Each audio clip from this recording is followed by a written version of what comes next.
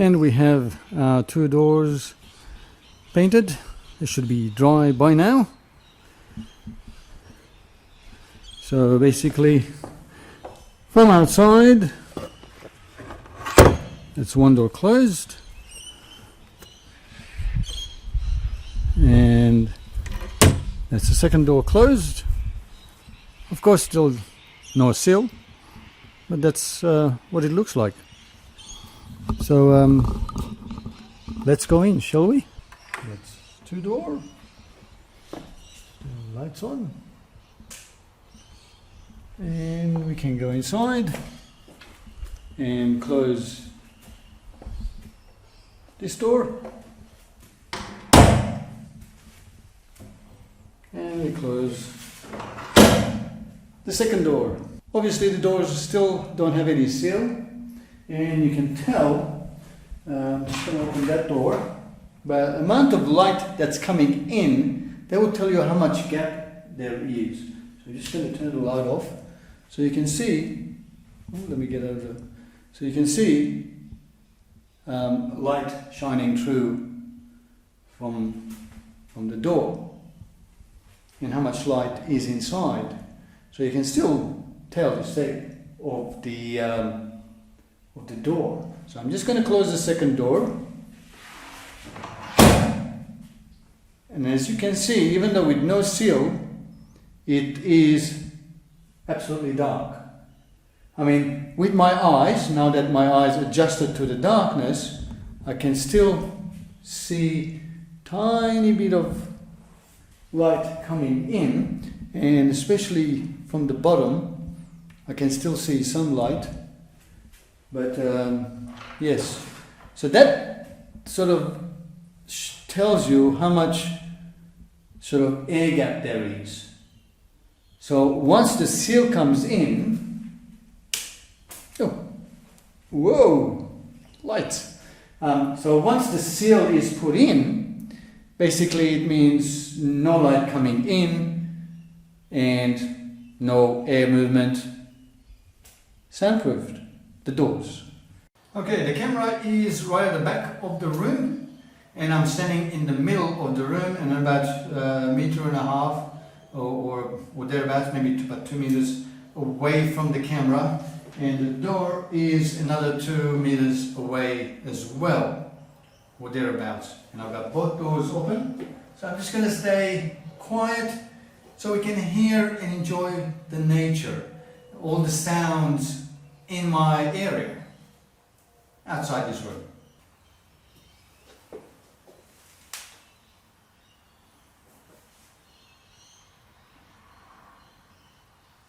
So basically I'm looking about 40 dB SPL. So just going to close the first door. Sorry, we're going to lose the nature sound.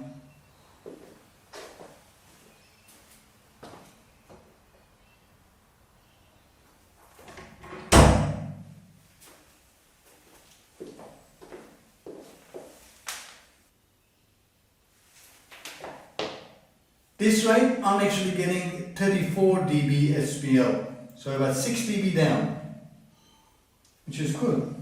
So let's close the second door, because I can still hear birds chirping and some cars on the road passing by and so on. So let's close the second door.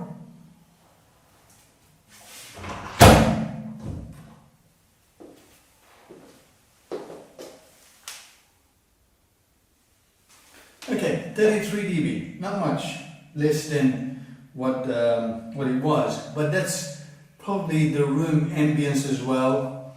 And it went up to 38 when I heard a car drive past. But yeah, that's about it. So it does, the doors without any seal, reduce the outside noise by 6 dB, which is pretty good.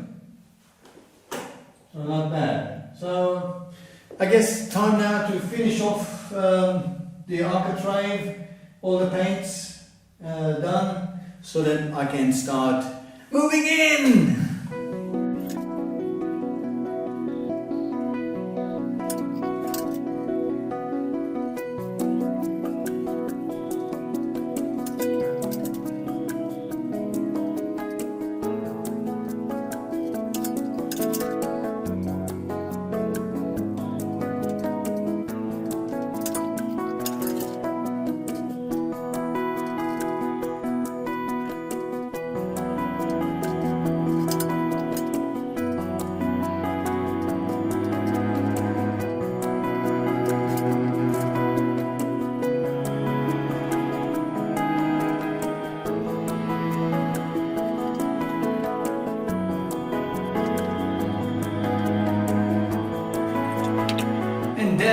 concludes the paint job.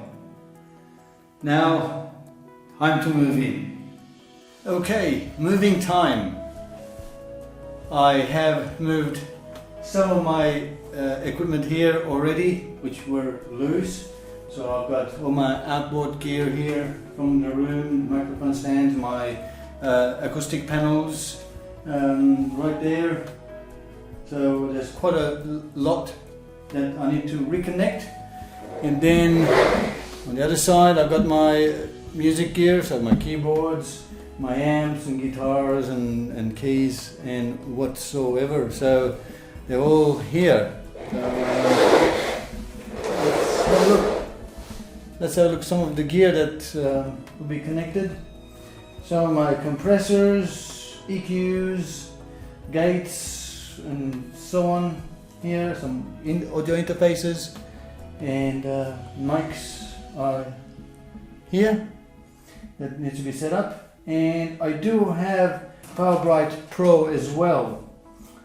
So that's a power conditioner which I'll be connecting. So all of my audio gear will be connected to that, so that any spikes or voltage variations, all the equipment will be protected.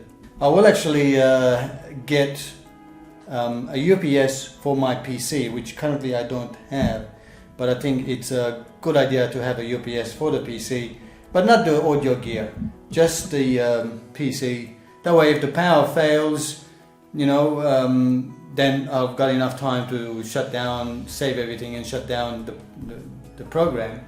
But you know, any power spikes and things will be protected by the PowerBright, which is about 10 outputs. So that will power up pretty much every outboard gear that I have, including my audio interfaces and so on. Yeah, so the move is happening. These are my acoustic panels, which I built a couple of years ago, and they've been sitting in my studio inside as bass traps as well, because they're quite thick. They're probably about 3 inches thick or thereabouts, I don't know. They're about 60 millimeters thick, so I don't know how many inches that is. And inside it is the same material as I put inside the walls, the sound screen, the grey one. It's basically wrapped in this special material. Now actually it's not special material, but the material that I chose, and it's important that it allows air to pass through. Some material won't, because that's the whole purpose of the material, to, you know, especially for clothing, so air doesn't pass through and keeps you warm. But this material, air has to pass through it. And you know, I found it at the hardware shop, and it's basically wrapped all around to sort of keep all of the sound screen fiberglass material safe inside, but at the same time allow air to pass through. Now I'll be actually building about 4 more of these for this room, which will be hanging on the walls. Now these ones are designed so that actually the hook behind it is hooked at the corner, and these act as bass traps. So it absorbs all the air pressure in the corner of the rooms, in that triangle corner. But one thing you need to make sure that when you're mounting these on the walls, to allow at least about 1 inch of air gap behind the panel, so that it allows air to pass through it and the sound to be absorbed. But if you don't have the air behind it, then you know, it reduces the effect of it. So once you have the air behind it, then it'll be more effective. So when you're mounting it onto either clips, or whether you're using some string with hooks and so on, that there is some gap behind it. You can use some spacers or rubber feet or some sort of plastic bit that you can screw in and then mount it onto the wall. That way gives you better performance.